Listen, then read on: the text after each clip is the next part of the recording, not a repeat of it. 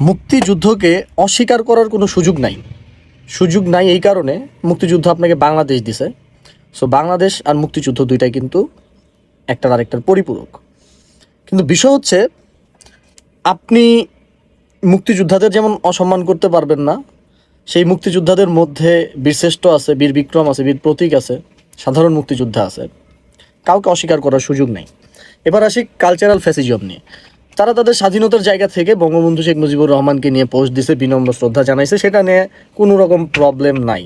Bangabandhu Sheikh Mujibur Rahman was a great leader before 1971।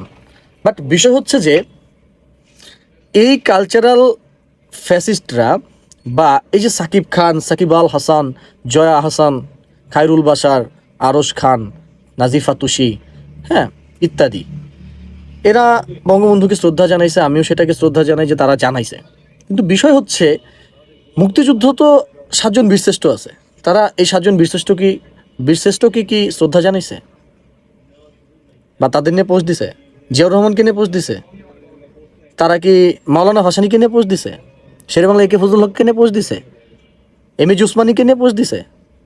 বঙ্গবন্ধুকে নিয়ে দিচ্ছে। তাহলে তো এখানে সমস্যা আছে।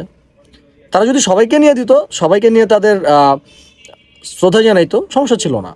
বাট তাদের শ্রদ্ধার মধ্যে ঘাপলা আছে, ডেফিনেটলি আছে। কারণ তারা শ্রদ্ধা জানাইছে আওয়ামী লীগ কাল্টকে, শেখ মুজিবুর রহমান যে একটা মুজিববাদী যে একটা চেতনা, সেটাকে শ্রদ্ধা জানাইছে। তারা শেখ মুজিবুর রহমানকে শ্রদ্ধাটা জানায় নাই।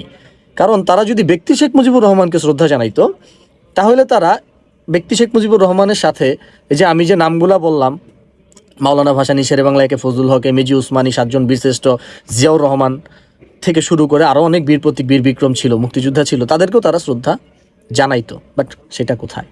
প্রশ্ন কিন্তু থাকে, এইসব ব্যাপার নিয়ে প্রশ্ন করা উচিত। ঠিক আছে, পয়েন্টে কথা বলা উচিত যে তুমি জানাইছো, ওকে ফাইন, নো প্রবলেম, তুমি জানাইতেই পারো, শেখ মুজিবুর রহমানকে শ্রদ্ধা জানাইতেই পারো। বাট যখন তুমি তোমার ফিলিংস দেখাবা ন্যাশনাল হিরোদের প্রতি, সবাইকে দেখাইতে হবে। আপনার বীরশ্রেষ্ঠদের কিন্তু আফটার কোনো ইতিহাস নাই, কিন্তু শেখ মুজিবুর রহমানের 72 থেকে 75 একটা ইতিহাস আছে, সেটা কম বেশি সবাই জানে।